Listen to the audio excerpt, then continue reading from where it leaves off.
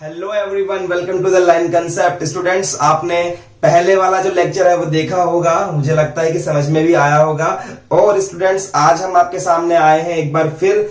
क्या बात करेंगे आज करेंगे कर्व की बातें, आज करेंगे कुछ ग्राफ की बातें हैं और उनकी प्रॉपर्टीज के बारे में जो आपने 11th क्लास में सीखी होगी या नहीं भी सीखी होगी तो भी आज उनके बारे में हम डिस्कस करने जा रहे हैं, क्योंकि उनका बहुत बड़ा एक रोल है हमारे इस चैप्टर के अंदर। अगर आपको कुछ बेसिक कर्व, उनकी प्रॉपर्टीज नहीं पता है तो इस चैप्टर में आप आगे नहीं बढ़ सकते। तो चलिए स्टूडेंट्स, हम स्टार्ट करते हैं। सबसे पहले हमें देखना है लाइन फ्रॉम 2 पॉइंट्स। आपके पास में कोई इक्वेशन दी जाएगी लाइन की, अब इसको पेपर पे कैसे ड्रॉ करें, देखिएगा कैसे ड्रॉ करना है। सबसे पहले आप उस इक्वेशन में x इक्वल टू 0 पुट कर दो बिना कुछ सोचे समझे। जैसे ही आपने यहां पर 0 पुट किया, ध्यान से देखिए, a मल्टीप्लाई बाय 0 प्लस सारा का सारा as it is equal to 0। ये पूरा का पूरा 0 हो गया। B Y is equal to C उधर चला गया तो minus C and Y is equal to मिला माइनस सी बाई बी।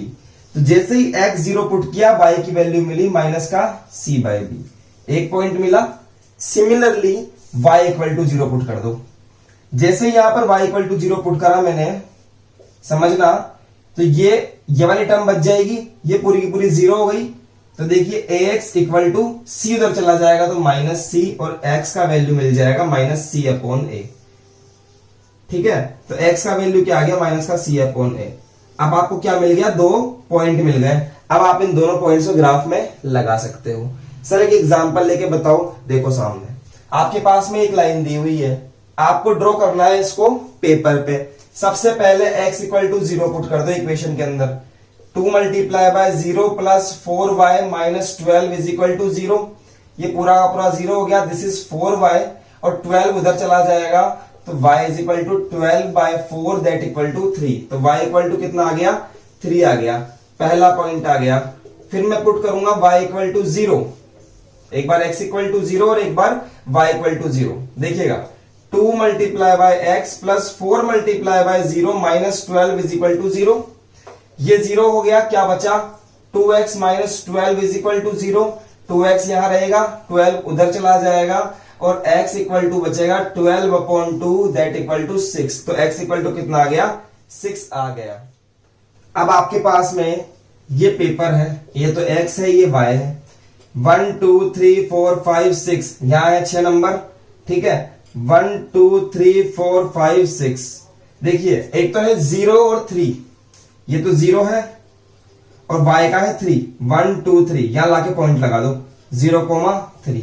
फिर है 6,0। पहले x लेते हैं फिर y लेते हैं, तो 6,0। तो ये रहा x का 6 और 0, मतलब कि कुछ भी नहीं, सिर्फ x का 0 है, यहां टिका दो बस। तो ये लाइन ये ऐसे कैसे ड्रॉ हो गई। ये आपकी लाइन है, ये वाली। This is 2x plus 4y minus 12 is equal to 0। ठीक है स्टूडेंट्स, तो हमारे पास में नेक्स्ट है students, line passing through the origin, मूल बिंदु से पास होने वाली लाइन। अब मतलब कि अगर इस टाइप से x और y एक्सिस है तो यहां से पास होनी चाहिए साहब, ऐसे समझ रहे हो आप। तो उस टाइप की इक्वेशन मिलेगी आपको y इक्वल टू mx के तौर पर। और m क्या है, m एक स्लोप है विद पॉजिटिव x एक्सिस। ये हम 11th क्लास में सीख कर आए हैं और m को हम लोग tan थीटा से भी डिनोट करते हैं। जैसे कि आपको मिल गया y equal to plus minus x. दो इक्वेशन है, y इक्वल टू एक्स भी हो सकती है और y equal to minus x भी हो सकती है। तो सर कैसे ड्रॉ किया जाए, सबसे पहले इसको कंपेयर करो y equal to m x से। आप ध्यान से देखेंगे तो आपको y की जगह y नजर आएगा, x की जगह x नजर आएगा, बट m की जगह पर यहां पर आपको 1 नजर आएगा। क्या नजर आएगा, 1। यानी कि यहां मेरी m क्या है, 1 है। दिमाग से सुनना देखो मेरी बात को। यानी कि m इज इक्वल टू, तो हमने पढ़ी थी tan थीटा, तो m is equal to tan theta होती है। सर आपने बताया अभी। तो m इक्वल टू 1 को m equal to tan theta से जैसे ही कंपेयर करता हूं, मुझे tan थीटा इक्वल टू 1 मिलता है। m तो m की जगह है ही, इक्वल टू भी इक्वल टू की जगह है, बस tan थीटा की जगह 1 आना चाहिए। तो सर थीटा क्या रखूं कि 1 आ जाए, सर थीटा रखो 45 तो 1 आ जाएगा। थीटा रखो 45, यानी कि एंगल बनेगा 45 का, और वो पास कहां से होगी, ओरिजिन से। तो देखिए कैसे आएगा इसका curve, x axis y axis, यहां से गुजरेगी लाइन और एंगल बनाएगी 45 डिग्री का, और ये ऐसे बनेगी line y equal to x की। ठीक है, अब आए दोबारा देखिए, इसको कंपेयर करते हैं y equal to minus x से। आओ y equal to minus m x से कंपेयर करेंगे। y की जगह y है, x की जगह x है, बस m की जगह पर -1 है। और हमने पढ़ा था कि m is equal to tan theta होता है। तो अब यहां पर देखिए, कंपेयर कीजिए दोनों इक्वेशंस को। m की जगह m है, बस -1 की जगह tan थीटा आना चाहिए। तो tan थीटा की वैल्यू क्या, -1। थीटा की जगह क्या पुट करूं कि -1 आ जाए, सर 135, यानी कि थीटा की वैल्यू 135 डिग्री होनी चाहिए। तो इस वाले का जो कर्व है, इसका तो मैंने ये बना दिया, इस वाले का जो कर्व है वो देखिए कैसे बनेगा। यहां से 135 एंगल, तो ये तो 90 हो गया, ये बन गया 135, तो ये लाइन यहां ऐसे जाएगी, इसका एंगल होगा यहां से यहां तक 135, और ये इस टाइप से गुजरेगी। ये x है, ये y है, और इस लाइन की इक्वेशन क्या है, y इक्वल टू -x। समझ में आया डियर स्टूडेंट्स?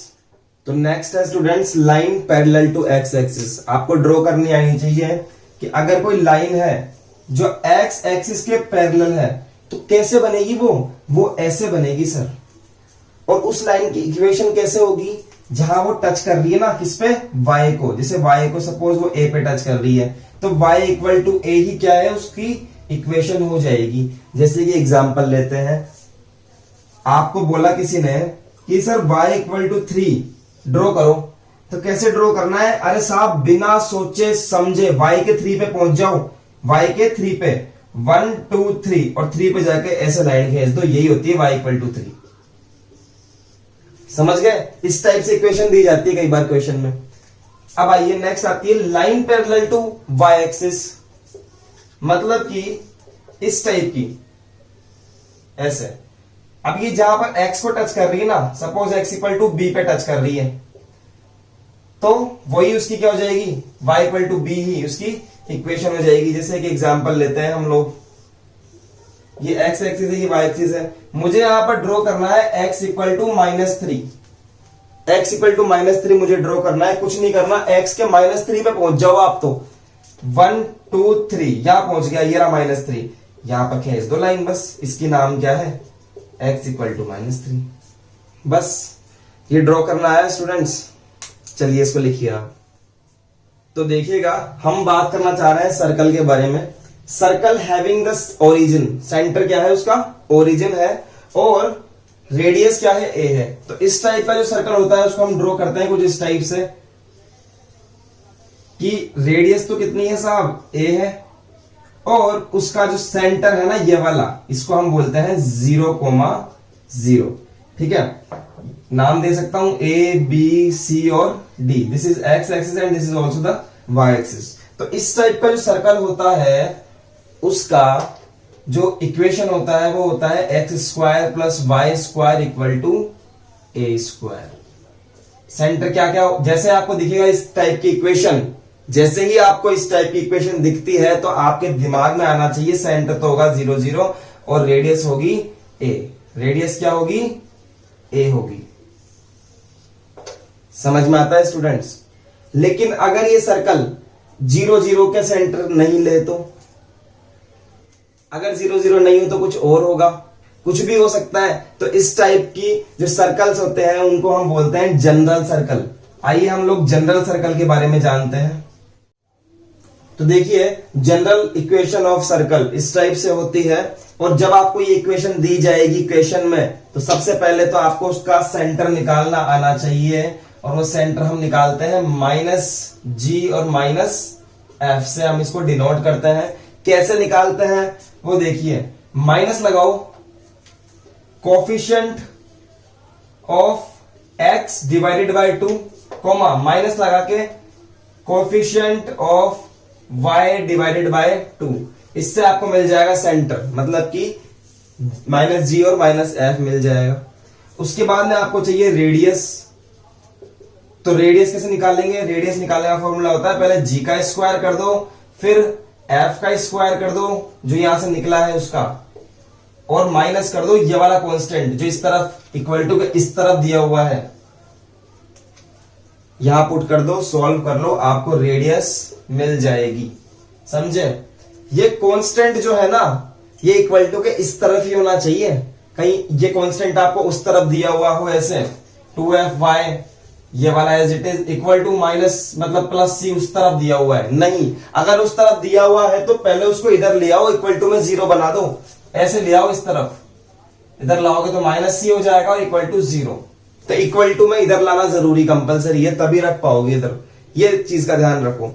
तो स्टूडेंट्स आज के लेक्चर में हमने सीखा है स्ट्रेट लाइन कितने टाइप की होती है और उनको ड्रॉ किस टाइप से करते हैं, और आज हमने सीखा है सर्कल के बारे में कि सर्कल 2 टाइप के हमने सीखे हैं। पहला तो है जो ओरिजिन जिसका सेंटर होता है, और दूसरा जो जनरल इक्वेशन होती है, मतलब कैसे भी, तो सेंटर कैसे निकालना है और उसको रेडियस कैसे निकालनी है। अब सेंटर अगर हमें पता लग गया, सपोज 2,4 पता लग गया हमें सेंटर, और हमें रेडियस पता लग गई 5, तो हम बना नहीं सकते क्या? हम बना सकते हैं आराम से। 2,4 कहां होगा? 2 यहां होगा, 4 यहां पर होगा, तो 2,4 सेंटर मिल गया।